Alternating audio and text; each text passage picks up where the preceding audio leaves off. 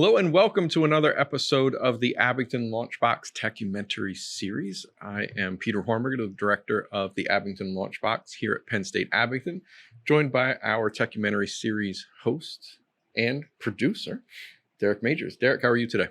Good. How are you doing, Peter? I'm good. Thanks for asking, and thanks for helping assemble and produce another episode of our Tech-umentary series where we look at technology and its evolutions through the different ages. We try to tie in some common aspects of things we talk about here at the LaunchBox, whether we're helping people with creative or innovative functions, entrepreneurial functions. There's a lot of themes that we can, I believe, learn through this process. So today, episode 3, what are we going to look at today? So today's topic is video. So, we go from data to audio to video, climbing the complexity ladder. Yeah, and also the expense, right? So many of these things at the time when they were new were even more pricey than some of the things we've already looked at, particularly computers, I think, were really expensive at the time. But audio was the thing that many people could attain. Video stuff, some of these video cameras, these were aspirational to me as a young person. I never really had access to these things because they were rare, they were expensive, but they were really cool. Yeah, and the technology behind them is just so sort of prohibitively complex back then. It took a lot to just simply record video to a media. I agree. And part of the theme today is looking at how much of this has been consolidated and made ubiquitous. We don't even notice it in our daily lives for good and bad. But even just as Derek mentioned, the complexity of some of these instruments that you have in front of you. When you look at the gears, the number of parts that were not only manufactured and put together, but they all had to work together. It was quite staggering to make just a video. And here we sit today. We have 3 cameras sitting across the room.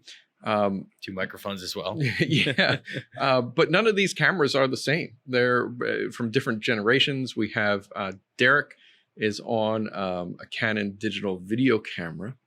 Our centerpiece here in the middle, this is a GoPro, and then my personal camera is on a webcam. And somehow we're able to convert all of this down to the same bitrate, 1080 HD output, loaded onto YouTube, and it all happens with software. Didn't happen that way with this stuff. So Derek, start us off. Where do we begin as at least we look at this visual and video media, and where did we start? Sure. So with, a couple of topics so far, we begin with the reel of tape. Yeah. So tape reels for video usage, at least, use began in the 1950s. They could only really hold a few minutes of video at the start, at their conception. And they were only really used in the film industry or television. Home video really didn't exist yet. Yeah. Recording your own memories and moments just wasn't a thing for anybody. Yeah, expensive, complicated. And even if you could record the media, distributing it, getting it to be seen by someone else was also a monumental challenge at that startup point. And again, we saw some of these things move from reel to reel in both the media outlet, where we moved from a reel of tape to a consolidated disc. Then we saw it in the audio, where we saw, again, a reel of tape consolidated into a cassette or an 8-track. And my guess is we're going to find a trend here, right, Derek, where we're going to do the same thing here. So as we were struggling with some of the challenges of reel to reel, we started moving into different forms. So talk to me about how we started making some of this progression in the video formats and how much of that is similar to what we saw in previous episodes. Sure. So much like audio, when it moved to the audio cassette, the reels of tape were shrunk down and put into a plastic case, and that's where we got the standard of VHS. So, I feel like a lot of people are very familiar with VHS. It was the standard for a really long time. It did. It really lasted quite a long time.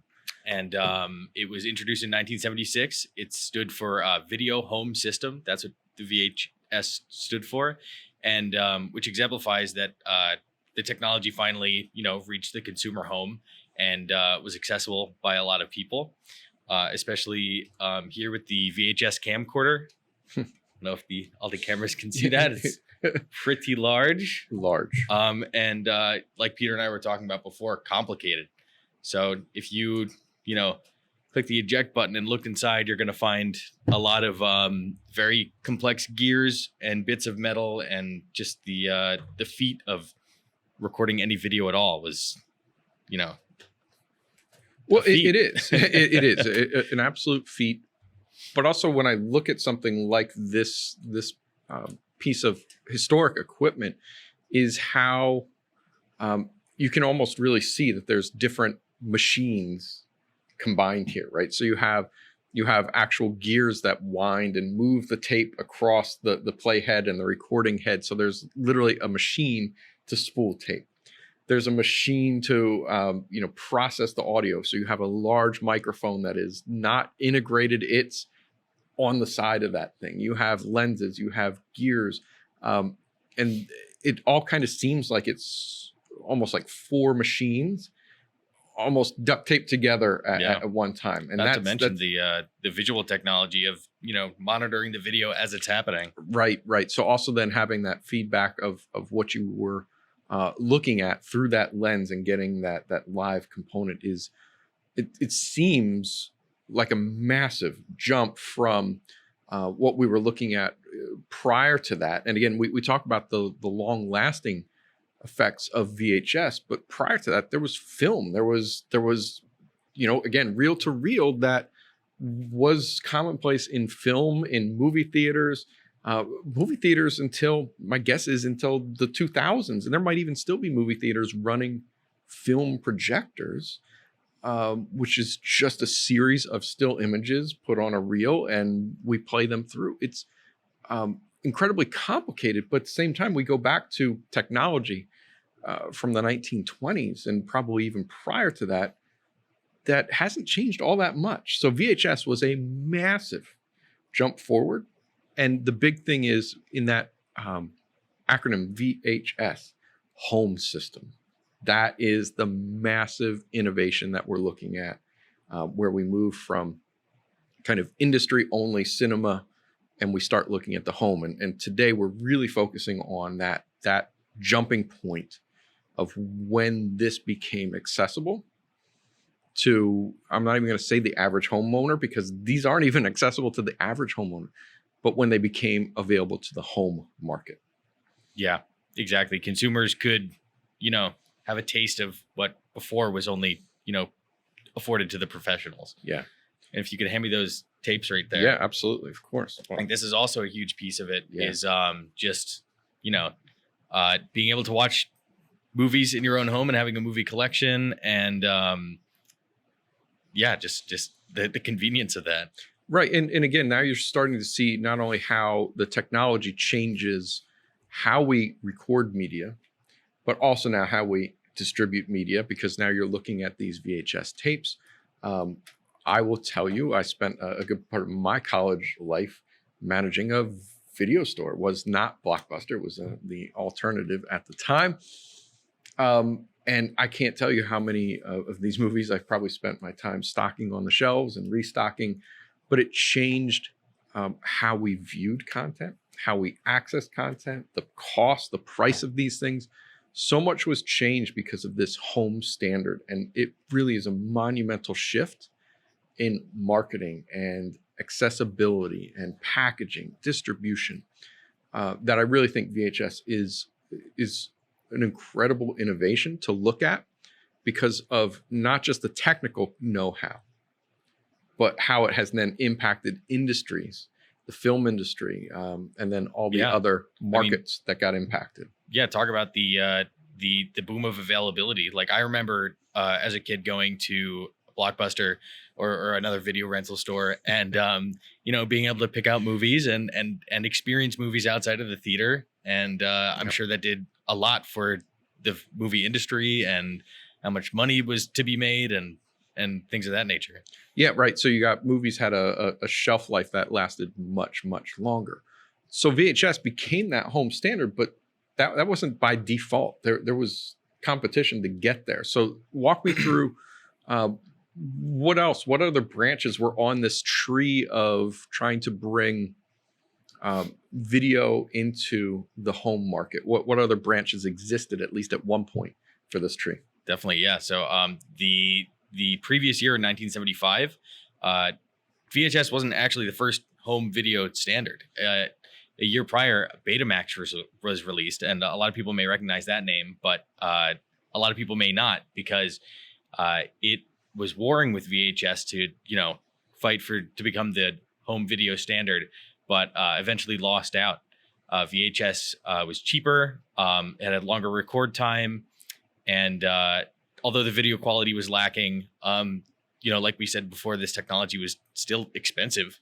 You needed a camera to record to it. You needed a playback device in your home, and VHS, despite lacking quality, was cheaper and more bang for your buck, longer record time. VHS camcorder could record up to 6 hours of footage at the lowest quality. Yeah, and again, we talk a lot about this through LaunchBox programming, that it seems like the fight when you start a business or you start a new entrepreneurial idea is to have the best product. You want to have the best video quality, the best sound, everything the best. And time again, when we look at technology that became the standard, we often see that it wasn't the superior product. It was that it was a mix of things that made it the most appealing. And again, VHS did not have the best video quality. Beta had better quality. Beta had better audio. Beta was better for editing. Embedded in the Beta tape, you actually had, I believe, 3 different tracks of audio that you could record on that. VHS is one. It is amazing how many technical and functional areas Beta was a better option, but it comes down to what else can it do. And VHS was it just really had a better distribution method. It had better connections with the film studios that produced the content.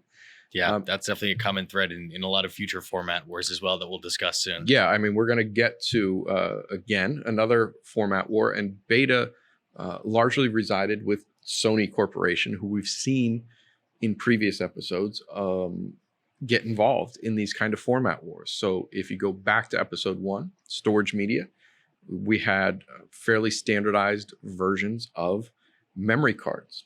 Sony had its own proprietary version, the memory stick. I don't know if you can even buy that anymore because it's been dominated by the standard.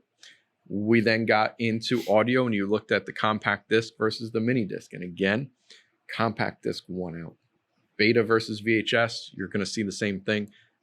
Eventually, if you're a Sony fan, eventually, and we're going to get to it in this episode, eventually they got it right. But what happened next? Where do we go to next? Yeah, so just sort of a smaller branch that is notable, but never saw a ton of success, was Laserdisc. So Laserdisc was still analog and not digital, even though it was on an optical disc media. The discs were about this big, so sort of record size. Yeah, but a little bit bigger than a record. Yeah, and they offered much sharper image, better quality, still analog, and they were really high cost and never saw much use. But much like we discussed reel-to-reel tape in the sound episode, it saw a lot of use in sort of niche and hobbyist markets, and people who are willing to shell out more money for better quality at the time. Yeah, and again, as I worked at a video store, Hollywood Video was the place, and I remember this era of kind of venturing into laser discs, and they were pricey, so we didn't have a large selection. They were fragile, so they were much more difficult to shelve. And again, they just didn't have that wide distribution network that VHS did. So I still remember movies like Space Jam when that came out. Man, I'm really old, aren't I? I remember we would get 120 copies of that on VHS, and we might get one on a laser disc. It was just that level of cost, distribution, and just the market for VHS was so massive that it really was the dominant format, largely because it was what people used.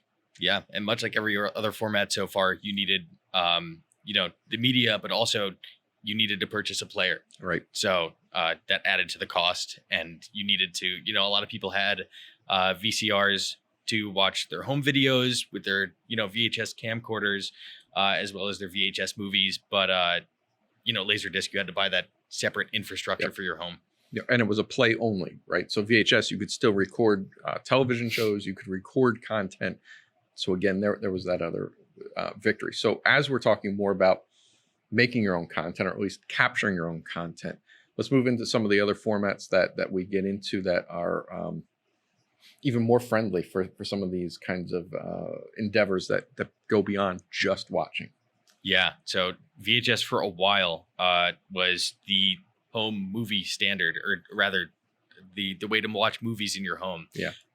But in the meantime, a lot of standards came up that facilitated home videos better, and that consumers used for that. So the first one that we're going to talk about is Video 8, which launched in right there. There you go. And that launched in 1984. It used 8mm videotape, so it was much smaller than the VHS. As you can see, even more compact.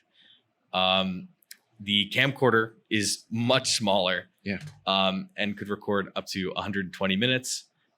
And it had similar quality to VHS, and it saw extensive home use. And the similar quality didn't really matter, because you were getting rid of something as gargantuan as the VHS camcorder we just showed, and moving to this, which is much easier to bring on vacations, on flights, things like that, to your kids' soccer practice.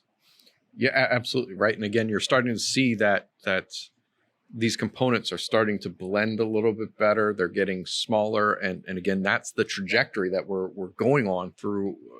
Really, I think all of these episodes is how we continue to add value. We add accessibility, portability, durability. Those have been common themes as well. But also these pieces are starting to get meshed together, right? So I think in the audio piece, we talked about how audio was created for computers with a separate standalone set of circuit. There was an actual board that you connected, and now we don't even see those things. They kind of get immersed in the system itself. Yeah, over the years, technology gets combined. The lines blur. Things that you had to, purchase separately, like all of these systems we discussed, can now be, not even thought about and expected to come in a small package. Yeah.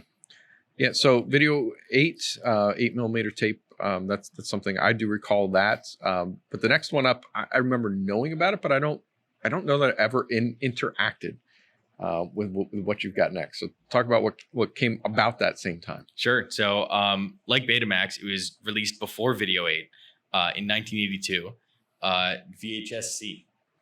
So here's a VHS-C tape. The C stands for compact. It's roughly the same size, similar size to Video 8, and usually stored about 30 minutes. So significantly less than Video 8, which is just like that Betamax versus VHS battle. Video 8 had better audio and more stable video and could store more footage. So it really came out very soon after VHS-C and just blew it out of the water. But the one really cool thing about VHS-C that Video 8 didn't have is these adapters. So VHS-C was compatible with VCRs. You could watch your home videos on your VCR, whereas if you tried that with Video 8, you'd need a specific player, which is another piece of tech that you'd have to go out and buy. But the storage, the video quality, and the sound quality sort of, beat out that feature of convenience. Yeah. Yep. Again, another way to look at adapters. We now think of adapters as kind of plugs and cords and cables, but at least in this era, some of these adapters are still mechanical adapters. Yeah. Inside here, you can see, I don't know if you can exactly make that out, but there's a lot of gears. This model actually used batteries. So it was, still complex, but the ability to watch your home videos on your VCR, your already existing hardware. Yeah. Yeah. It's a big deal. All right. Good. What's up next?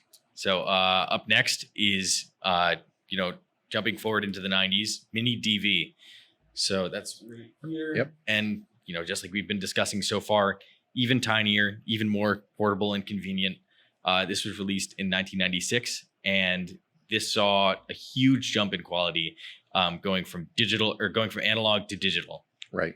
And again, that same time we were looking at lots of these conversions in this era of moving from the analog format to digital.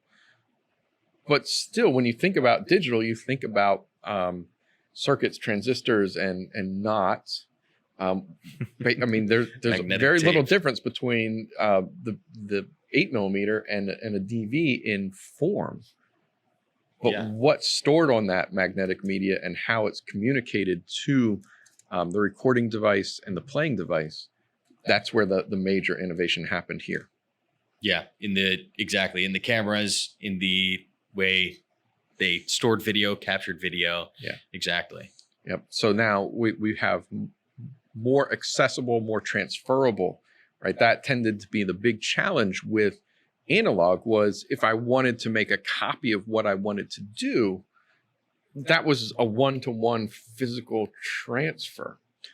Now, as we're moving into digital video, you could pull this content off of physical media, put it onto a digital device, and then duplicate it 100 times, 1,000 times. And now you're starting to see, again, where we're going to see the explosion of visual and video media moving to not only a mass capturing format, but now a mass distribution format, where it moves away from the major studios that produce film to everybody can get content. Yeah, exactly. The just like we've discussed in every episode prior, just the ability for consumers to access technology for themselves and to be afforded those luxuries. Yeah. So up next is sort of a tangent. Kind of. We're gonna explore images. So yeah. So video, grab this. Still images. Well, the technology actually began for this line that Sony produced as a still video capture. So you would capture a piece of video, and that would be your image. That's where the technology started. But so this camera actually records images to floppy disk. So it made it incredibly convenient for people to, store their pictures and get them off of their camera, especially, right, and onto their computer. This happened for a really brief time. It was just one or two lines of cameras. Sony really pioneered the technology. And this was around the late 90s. It had limited popularity, but it contained an entire floppy drive inside the camera. So the technology was sort of really advanced for the time. And, in a world where digital cameras were still incredibly low quality, right, and also could store maybe 10 pictures, having a camera with a floppy disk drive was huge. Right. So again, 1.44 megabytes on one of those floppy disks. Image quality probably 240 by 320 pixels. Just as a reference, if you're watching this on YouTube, you're looking at 1,920 pixels across, as opposed to the 320. So we're talking, I don't even know what the factoring is because I'm not that good at math, but it's probably 5 times 5. So you're looking about 25 times higher resolution, if not more than that. Someone can check me on the math. It's quite a massive change, but at the same time, I can't necessarily tell you the first HD video I ever watched on YouTube, but I can tell you the first time I saw one of those cameras, I remember that moment of seeing one and seeing a still picture captured in a digital format, and it was mind-blowing. And ironically, it happened, one of my friends, John Smith, he had one, and he showed it to me. We were in the parking lot of a Circuit City. So if that tells you just how long ago that was and how all of those things don't exist anymore, I just remember, but I still remember that moment as being something that at the time I might not have recognized how critical of a transition it was. But the fact that whatever we're at here 25 years later, I still remember exactly where I was when I first saw and actually pushed the button on one of these digital cameras and thought, wow, this is so much better than what we used to do of you had a roll of film, you put it in, you took 24, 36 pictures, and maybe that took you a month, sometimes a year, and then you took it to be developed, and you're like, wow, I don't even remember these moments. And now you see it, you capture it, it's there. And available immediately. Right. And that was the thing that blew my mind, even though the quality was terrible. Yeah. So if you've ever heard, a camera's quality described in terms of megapixels, this camera does not even reach 1 megapixel. Oh, that's right. It is advertises 300 kilopixels. Yeah. So again, maybe not the best, but at the same time transformational, right? So let's keep going with more transformations, because now we're going to see in that home video, watching videos at your home, another major transformation. Yeah. So the next step, we're fully in the digital world now. No more analog. The next popular format was the DVD. So released in 1997. Before that, they did have CD video, but it didn't see really widespread spreading. Like Peter said about VHS, it had DVD had a lot of connections with film industry, and every movie was produced on DVD and still is. Yeah, absolutely. DVD is still a viable media, although the quality at the time seemed like a massive jump over VHS. It's almost comical how little better it really was compared to when we get into Blu-ray and then streaming and 4K and some of the things that we look at now. DVD was a nice improvement, but you're only looking at about, I think, 3 to 4 times the video quality. I think VHS was 480 by 640, and now you're looking at 720 by about 1,000. It's better, right? But I think the big improvements from VHS to DVD were quality of life improvements. So they're small, much smaller than VHS tapes, much less complex playing hardware. So a DVD player is a lot more compact and a lot less complex than all of the mechanical mechanisms that are used to spool and read tape, and as well as things that are innately in the media, like DVD menus and being able to skip to different chapters. Yeah. I remember that was huge. You didn't have to rewind the tape at the end to return it to the video store. You didn't have to, you just didn't have to think about that anymore. No, it was really cool. And being able to add additional content beyond just the movie, I think, is something that, while maybe not pivotal, it really starts opening the door to say, what are we able to sell as part of these now visual media formats. Yeah. And just wanted to add at the end here, some cameras, including the Sony Mavica line, actually recorded onto optical media, but we're super obscure. So we're still in the realm of just, movie playback. DVDs didn't see pretty much any consumer home video. Right. The VHS and Video 8 and things like mini DV were still king in that market. Videotape. Yep. So finally, next we have Blu-ray and HD DVD. And if you haven't really heard of HD DVD or that's unfamiliar to you, that's because it's our next big format war. So both launched in 2006. HD DVD players were cheaper, but Blu-ray had a lot more storage space and much to the attractiveness of the film industry, way better piracy protection. Yep. So it's much more attractive to film studios, and a big factor actually in Blu-ray's victory, this is cool, was its inclusion in the PlayStation 3. Yeah. So because Sony had it in the PlayStation 3 and everybody bought the PS3, it was so widespread that when it came time to choose which high definition video format you were to buy your movies in, you would choose Blu-ray because you already have the PS3. You don't need to buy an entire HD DVD video player. Yeah, and this was really one of those massive moments in a pathway where you were looking at major players that were investing lots of time and energy into this. So you had Sony, and we don't have an HD DVD here. Largely because they're hard to find, but the competitors were not small.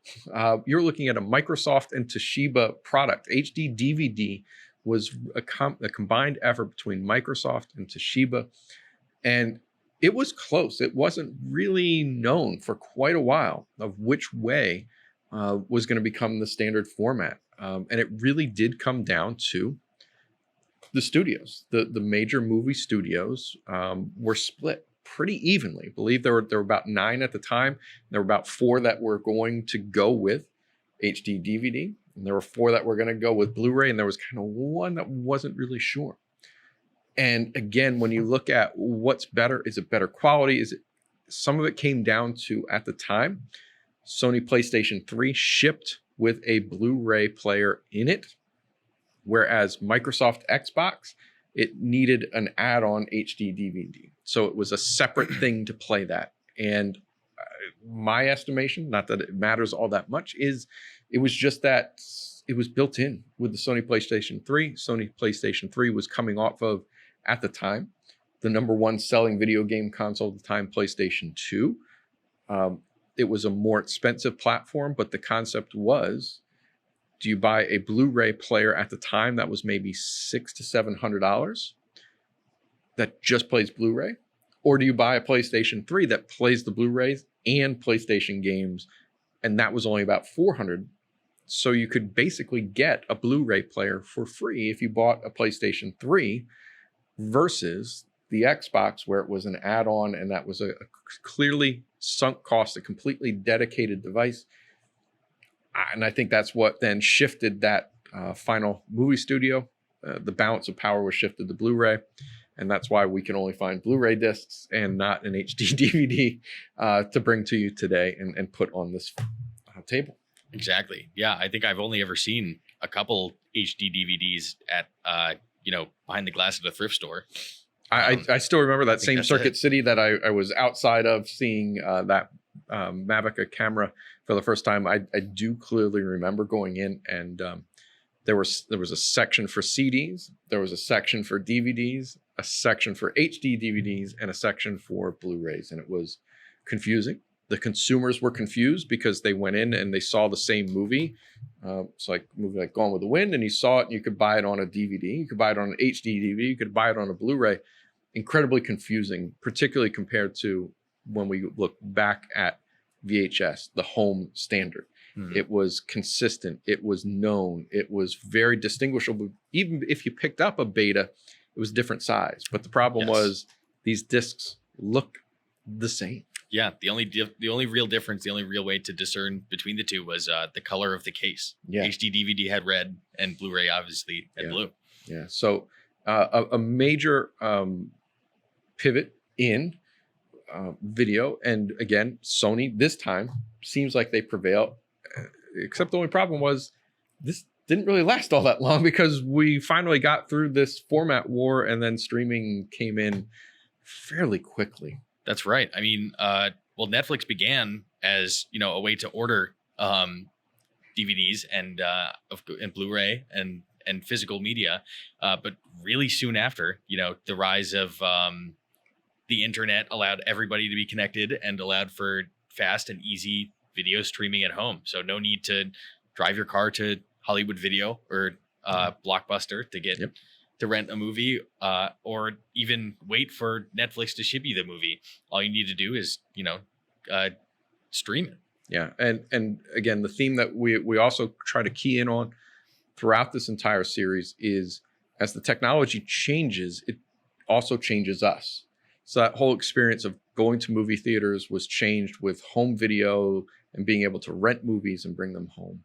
But that also experience of going to the video store and walking through and looking for a video, that time, that energy, the socialization also changed as we brought in streaming. So again, we like to talk about how the technology changes, but we also, as we do this Tech-umentary series, also want you to consider how the tech changes us.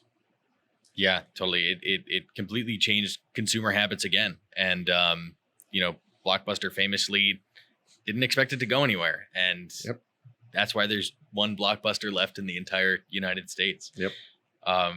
but yeah, and just like that theme we were talking about of things getting integrated and more compact, we now have devices that can do it all. We don't need these clunky players or camcorders and all of that, or even separate microphones.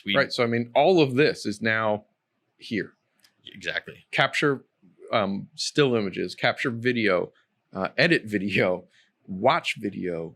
Everything is now just seamlessly built into many of the devices, and that's also part of what typically happens with the evolutions, and why we think it's so important to bring these materials to you and show you and have them physically, at least for us to interact with. Is we didn't get there without going through a lot of different trial and error, successes, failures. But the point is, progress requires this level of innovation, creativity, sacrifice, and challenge. And that's also part of what we also want to bring the series to you for, is to show you that this can be done. And these things are all happening well within my lifespan. All of these things existed and then also don't exist. Yeah. I mean, I think one of the best examples of what best exemplifies just the difference in, the culmination of all this innovation is the fact that last episode's B-roll was, filmed on my iPhone. Yep. And before that, I would need, a VHS camcorder on my shoulder, a way to play that VHS tape, a way to get it onto my computer, digitize it. And we would have to be literally physically cutting and clipping the actual physical media to splice it together to make this. And now it happens digitally, cut, paste, layer. It's super simple. Yeah. Good. All right. Anything else to wrap us up as we finish up the third episode? Just again, that point of just how far we've come in each of these episodes. I think it's so cool to see from the beginning to the end just how much the technology has changed. Yeah. And wonder, where do we go next? And just as a quick teaser, where we go next is our final episode, at least at this planning of the Tech-umentary series, episode 4. What are we going to cover in the next episode, Derek? Video games. So video game systems, video game formats, all of that. Cool. All right. So again, visit us at the Abington LaunchBox. You can check out our videos on YouTube. We're on podcasts on Spotify, Apple Podcasts, but we have lots of different conversations, workshops, activities, conversations with other entrepreneurs about innovation, creativity, and entrepreneurship. So we invite you at any time. Reach out. You can share comments in the posts, figure out all the things that I probably said wrong throughout the episode. I was trying to do math on the fly. I should probably never do that on video. But please feel free to reach out to us if you have suggestions of other things you'd like to see us talk about. We'd be happy to hear it. Other than that, thanks again for hosting and producing another episode of this, Derek. I'm looking forward to video games. Yeah. Quite a bit. See you then. All right. See y'all.